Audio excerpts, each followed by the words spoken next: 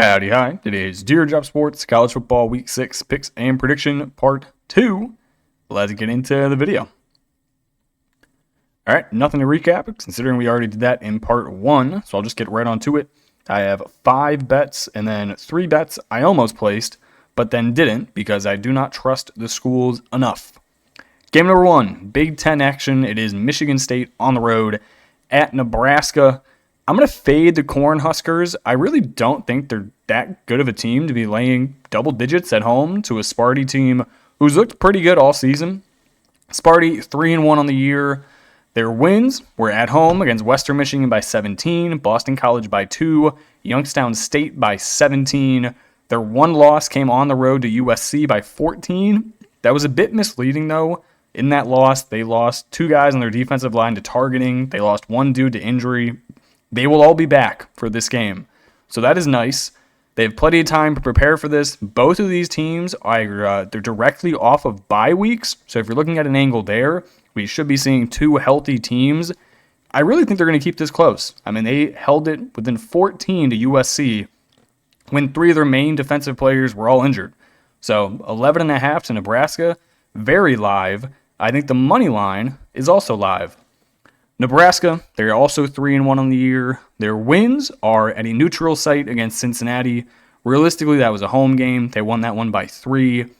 They blew the doors off of Akron and Houston Baptist by, I think, 65 the one game and then 58 the other game.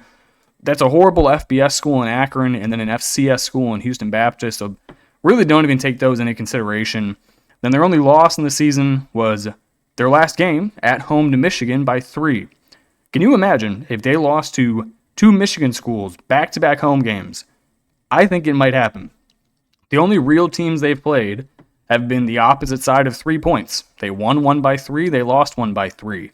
I really don't think Cincinnati's that good. It was a neutral. Yes, Cincinnati beat Kansas on the road. I think Cincinnati and Michigan State are similar. I think they're very, very similar. I think Nebraska struggles at home. I don't trust Rule. Give me Sparty plus 11.5. Sprinkle the money line. All right, next game we got Mountain West. It is UNLV on the road at Wyoming. I'm going to take the home dog here, Wyoming plus 3.5. I think this should be closer to a pick 'em. Wyoming, they might be the hardest team UNLV has played so far this season.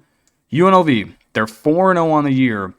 But what if I told you every single team they've beaten combined has 1 win, and it was against an FCS school, that is Miami of Ohio, and they beat Lindenwood last week at home. So out of all the schools, they're combined 1-16. That is the schools they've beaten. So they lost their one quarterback for the year, the former Michigan guy. So now they had the Virginia transfer, Calandria, or whatever his name is. He's probably the better quarterback, so they do have him back there. But I don't trust anybody on their defense. Their defense has been atrocious. They've played no one. UCLA, Idaho State, what was it, Sam Houston State, and Miami of Ohio. And they've given up an average of 427 yards a game on defense. That is no bueno. Their offense is good, that they haven't played a defense who's worth their weight in salt. So I don't know what they're doing here. I think Wyoming's a good look. Wyoming, 2-2. Their wins, one is against Akron, so you can kind of toss that one out. The other is against a pretty decent FCS school in Northern Iowa. If Northern Iowa and Akron were to play, I'd probably take Northern Iowa. Their losses, it was Utah at home by 25, and then Colorado on the road by 17. If you're keeping both of those games competitive and you have a bum-ass, fraudulent 4-0 UNLV team coming into your house, I think you can win this game. Wyoming's play slow. They're going to dominate time of possession. They have the better defense. It's a home environment. I think they win. Give me Wyoming plus 3.5. All right, next game we got is Oregon State, part of the Pac-2, hitting the road, going to Appalachian State. I'm going to take App State at home, minus 1.5. I'm surprised this number wasn't way larger. I thought this would be just short of a touchdown, 6.5. I'd probably lay it all the way up to 10. Oregon State is horrible. Oregon State, even though I only typed Oregon, so apparently Oregon's 0-5. But they haven't won. The majority of their games have not been close. They've lost 19-point home loss to Cal, 9-point home loss to Fresno State, 29-point road loss to Texas Tech. That is with an asterisk, though, because there was a lightning delay in that game.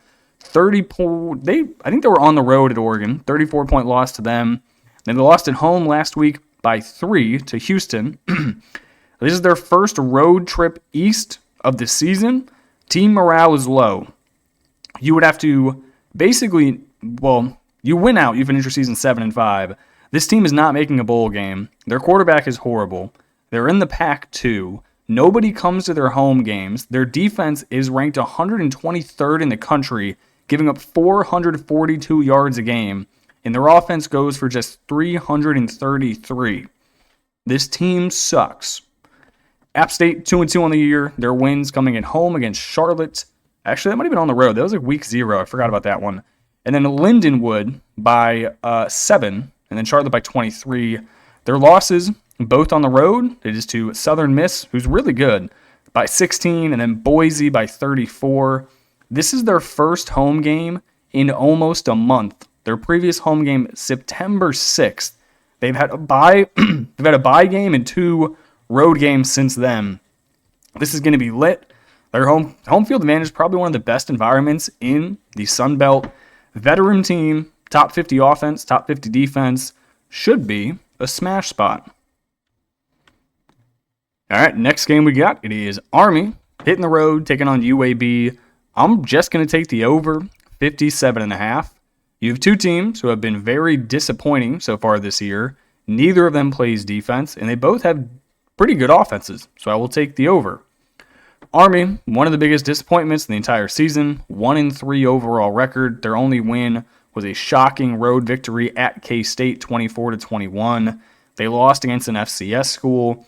Their defense is giving up 374 yards a game, which doesn't sound like a lot, but when you actually look at the time of possession, basically every single team that touches the ball is scoring on this Army defense. They are able to move it down the field every single time. They are not good. One thing they are good at is running the football. Obviously, you got them, all the other schools, triple option. They know what they're doing. 287 yards on the ground. 4th in the country. UAB's 2-2. All of their games have been high scoring. 52-42 against Alabama State, who's an FCS. You have a 38-24 loss against Navy. 31-28 win over Akron. How you're giving up 28 points to Akron, I have no clue. And then they lost 56-24 against Tennessee. Tennessee didn't even try in the second half. Their defense, it is rated the 4th worst defense in the entire country, giving up 482 yards a game. 230 of those are against the ground, and they've only played one They've only played one triple option school, and that was Navy. This is going to go way over. Give me Army winning this game 42 to, 28. Final game, we are getting some lovely action here. Texas State on the road at Arkansas State. Give me the Bobcats minus 13.5. Give me the over 63.5. Sun Belt action. You have one of the best teams in the conference going against one of the worst teams in the conference. I think this line's about right. If you would have given me like 17.5, 21, I probably wouldn't have laid it, but it's 13.5. All we got to do is win by 2 touchdowns. I am more than down. Texas State 3-1 on the year, coming off of a bye week. There's 3 wins. First one at home against Eastern Michigan, 52-27. Then you have UTSA, 43-36, and Nichols, who's an FCS school, 35-3. Their only loss, it was a road loss at Arizona State. It was a good game. Kept it competitive the entire way, 34-15. That one slipped away late.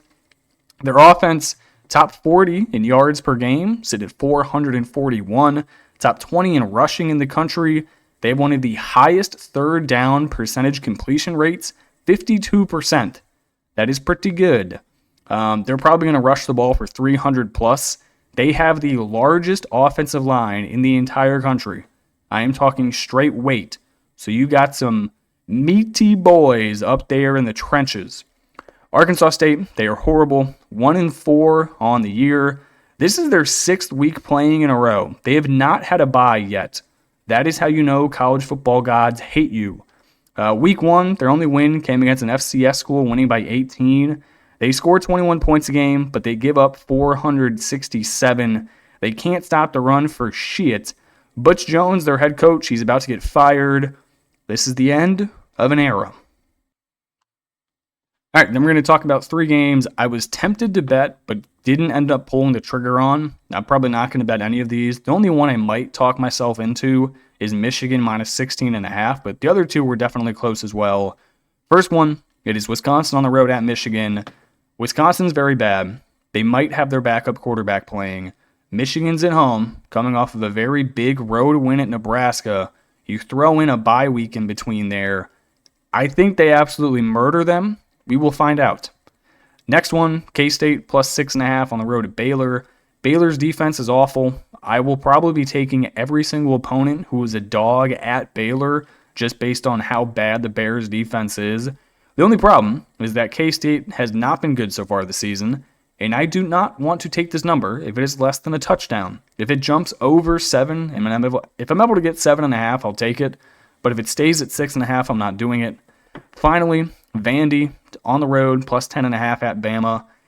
They've been on fire. Obviously, Vanderbilt, they've already hit their season win total projections. It was 4.5. They're 5-0. You have Paviev at quarterback. Their coach is great. Their defense is great. But at the end of the day, it is Bama coming off of a Georgia win. So I'm tempted, but Bama looks so good, I don't think I'm that tempted.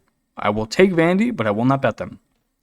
All right, that is going to do it for me in this video. I appreciate you guys tuning in and watching, and I will catch you in the next one. Peace.